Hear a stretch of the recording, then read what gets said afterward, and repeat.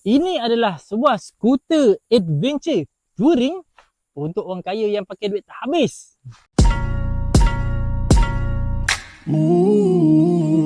Design motor ni memang solid bang. Daripada depan sampai ke belakang korang tengok, kalau tak jatuh hati, korang bukan lelaki lah.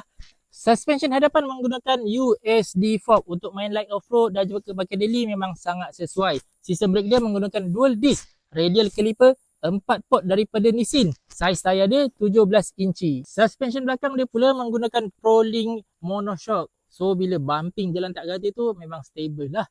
Nak pergi high speed dekat highway pun stable. Saiz tayar dia 15 inci menggunakan single disc daripada Nissin. Paling menarik pasal Honda XADV 750 ni dia menggunakan DCT dual clutch transmission. Makna kata dia ada transmission auto, ada transmission manual. Enjin dia berkapasiti 745cc, 57.8 horsepower dan 69 Newton meter of torque. 6 speed engine parallel twin. Bunyi berap-berap guys. Seat height dia 820mm. Aku punya tinggi 1700mm.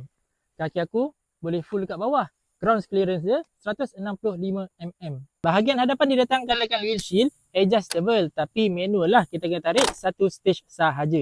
Ini paling tinggi dan ini paling rendah, kita lock. Forza pun dah pakai elektronik kan.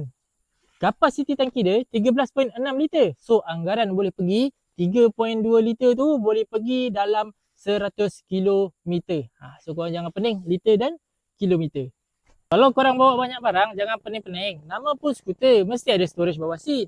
Untuk storage dia, tekan je button sini, dia buka. Kapasiti dia 22 liter. Letak satu helmet, okey lah, muat lah. Okay? Kalau barang banyak, kena pakai beg belakang. Kalau korang ada barang kecil, handphone ataupun nak letak kunci, boleh letak di bahagian kanan. Sisi, buka, kita masukkan, tutup semula. Teknologi lain yang ada pada motor ni, dia menggunakan meter TFT saiz 5 inci. Ada Honda Road Sync, boleh jawab call, boleh dengar lagu, boleh tengok navigation. Dan dia juga menggunakan sistem smart key. Aksesori lain yang ada pada motor ni didatangkan dengan handguard. So in case of apa-apa dia boleh protect korang punya lever brake kiri dan kanan ni. Kemudian di bahagian bawah ni datangkan dengan skid plate. Nak main off-road kan. Terlanggar batu ke apa dia akan terus kena dekat enjin. Okay guys, so itulah tadi basic spec yang ada pada motor Honda XADV 750 V3. So kalau korang rasa korang mampu beli motor ni, korang nak beli ke tak beli? Cuba komen dekat bawah sekarang.